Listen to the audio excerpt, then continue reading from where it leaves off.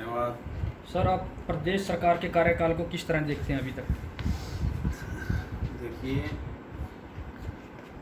प्रदेश सरकार की जो कार्यशैली आज जिस प्रकार से देखने को मिल रही है, जिस प्रकार के एक हिटलरी फरमान इस सरकार के द्वारा किसान के ऊपर जो थोपे जा रहे हैं, वो सब आप सबके सामने आप सब जानते हैं, वाकिफ हैं। और आपका ये गुला उस ब्लॉक में आता है जिसका एक तुगलकी फरमान, एक हिटलरी फरमान हमारी हरियाणा प्रदेश की सरकार ने जारी किया। और किसानों के आंदोलन को देखते हुए उनको बैकफुट पर आकर उस पर फिलहाल तो एक बार यू टर्न भी लेना पड़ा, जो धान की फसल के ऊपर जो बैन लगाने का काम किया था। मैं बार बार अनेकों लोगों में मेरा जाना, पूरा मुझे लोगों से मिलने का, किसानों से जाके बातचीत करने का मेरे को मौका मिल रहा है। मैं बार बार आप मीडिया के साथियों के माध्यम से सरकार से पूछता रहा हूँ, आज फिर भी पूछना चाहता हूँ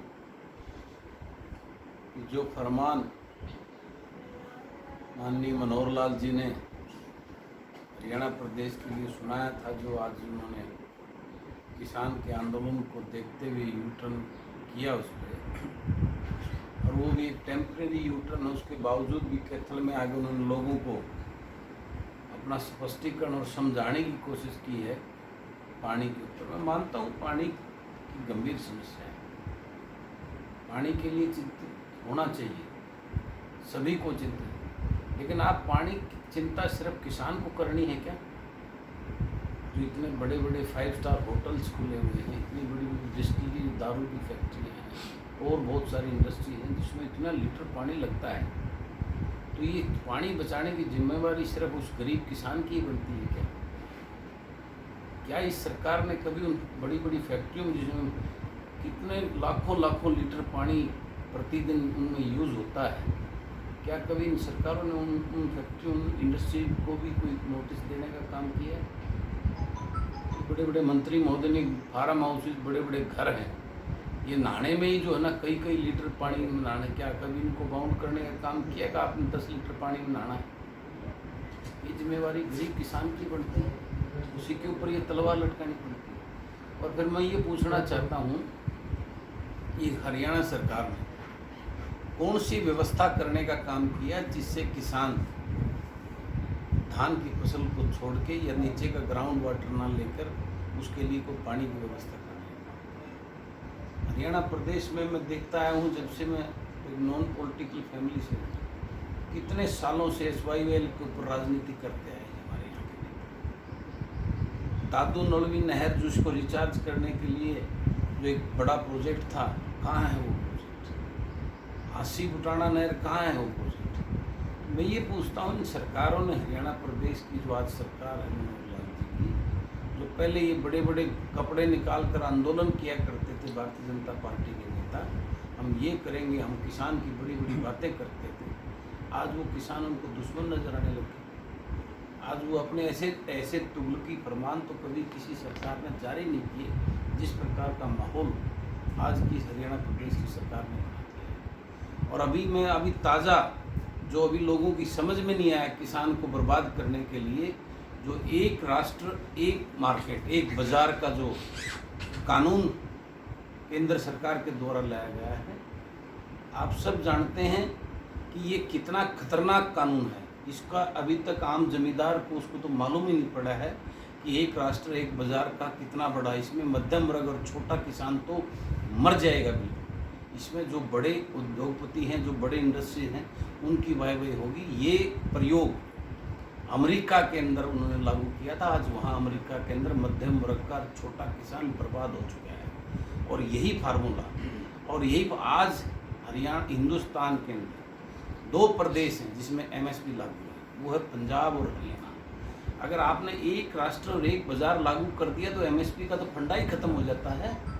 उसके बाद तो कोई पूछने वाला नहीं होगा। व्यापारी लोग, जो बड़े बड़े व्यापारी, वो अपनी मनमर्जी से किसान का जो है ना वो खरीदेंगे, तो किसान तो मर जाएगा, बर्बाद हो जाएगा, इसकी तरफ किसी का ध्यान नहीं है। तो मैं निवेदन करना चाहता हूँ मीडिया के माध्यम से, मैं केंद्र सरकार को, और जिस प्रकार से आपको देखना होगा कि पंजाब में अकाली दलों को का समर्थन है बीजेपी को, लेकिन सिवाय अकाली दल के वो किसान की ऊपर राजनीति करते हैं।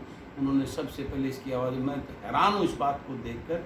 हरियाणा प्रदेश के जो अपने विपक्ष के नेता हैं या बड़े बड़े अपने आप को जो है ना किसानों के नेता बोलते हैं, किसी भी नेता का एक भी छोटा बयान भी अभी तक जारी नहीं हुआ है। 3 दिन हो गए इसको है। तो कितना बड़ा दुर्भाग्य है मेरे इस प्रदेश का कि यहाँ किसान के बारे में चिंता करने वाला कोई नेता ही नहीं बचा हुआ। तो मैं आपसे निवेदन करता हूँ, अन्यथा किसान को एक बड़े आंदोलन के लिए जो ना सड़कों पे उतरना पड़ेगा।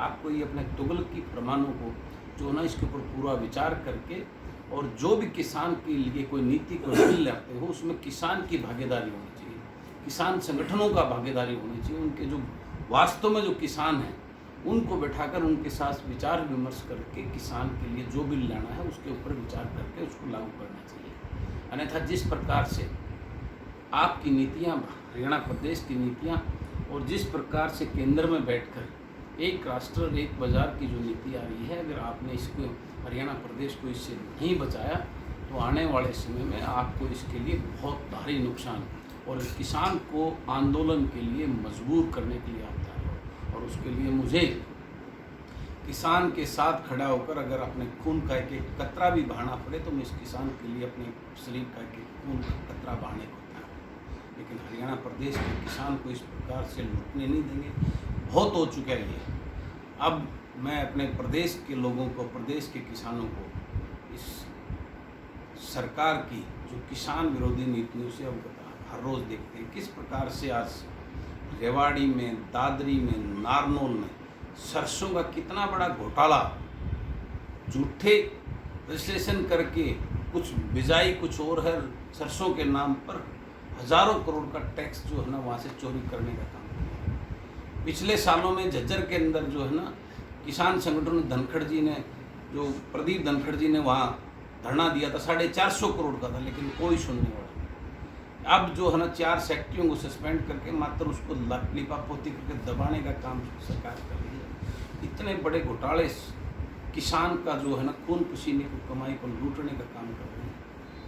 तो अच्छा, वारदाना का भी यहाँ घोटाला हुआ है अभी जो यहाँ का वारदाना का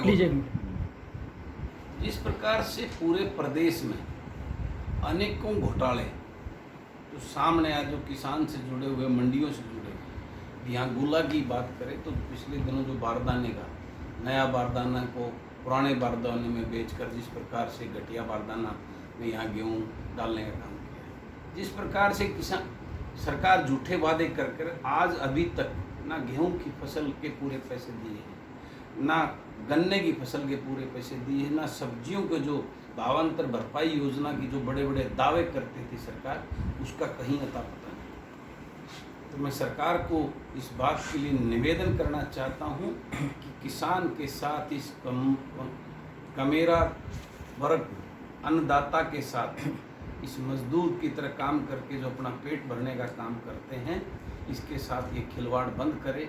अन्यथा ये सरकार को, इस भाजपा की सरकार को इनकी नींव हिलाने के लिए जो है ना ये बहुत भारी मील का पत्थर साबित होगा। और किसान जिस प्रकार से आज दर दर जी रहा है, घुट घुट के जी रहा है, आज उसको सड़कों पर आने के लिए सरकार की ये चीज़ें मजबूर करें। कुंडू साहब, आपने प्रदेश सरकार को पूर्व मंत्री के प्रति भ्रष्टाचार के आरोप लगाकर सबूत दिए थे जी, परंतु कोई कार्रवाई नहीं हुई जी, अब शराब घोटाला हुआ है जी।